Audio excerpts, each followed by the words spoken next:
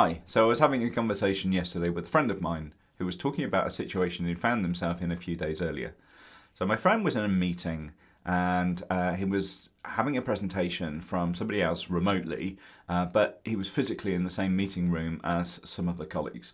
They were all listening to this presentation, and my friend became aware after a few minutes that one of his colleagues wasn't really paying attention.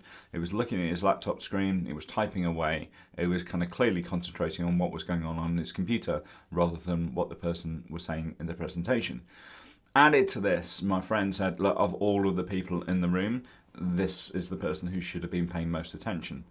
So eventually, he sort of mulled over this for quite a while. Should I say something? Should I not say something? And eventually, he called this guy out and said, "Look, are you paying attention or not?"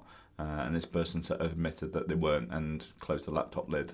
But there were a sort of awkward few moments afterwards, and so my friend was sort of saying, like, I didn't feel happy about the way that I handled that. I wanted him to change his behaviour, but I didn't want to end up belittling him. So what else could I have done? So clearly one option is controlling when you do the intervention. You've got some choices there. Do I say anything at all? Do I leave it a bit and see if the person becomes aware and changes their behaviour? Or do I, act as soon as I notice it? Now, I wasn't in the meeting. I don't know what would have been appropriate. But, clearly there are some choices there. And if the behaviour isn't going to correct itself, then maybe saying something sooner rather than later snuffs out the ember before it bursts into flame. Also, it avoids that rumination time when you think, oh God, what am I going to say? How am I going to say it? Sometimes you can make the problem bigger and bigger in your mind the more that you sort of think about it. So, think about earlier intervention rather than later one. The other thing was he kind of called out the fact that this person wasn't paying attention.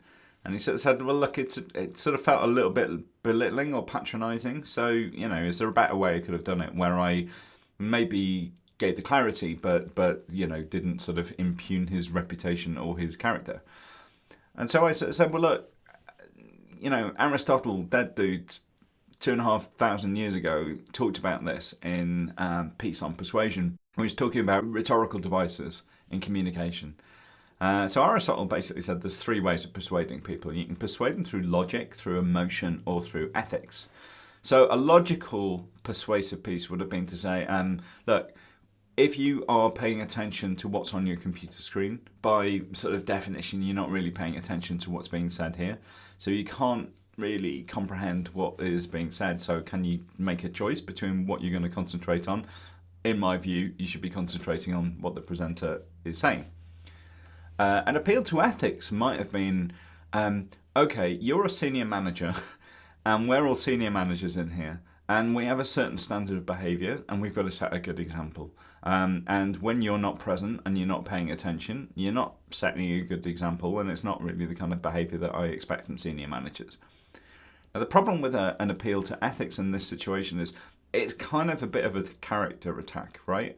If I make a mistake, then I've made a mistake.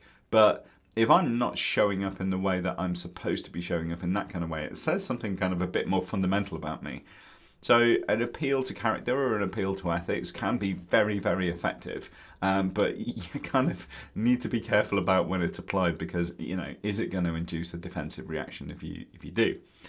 So the third mechanism is an appeal to emotion. So now this can have two forms. One is you can get angry, right? I'm really frustrated right now because you're not paying attention. And really the message is being conveyed in the tone of voice that you're using. And that person is basically feeling your wrath or your displeasure. And, you're attempting to persuade them that way. Or the other alternative is to do so using positive emotion and rhetorical devices. So we explored what could that look like? What could humour look like in that situation? So it might look like, folks, listen, just a second.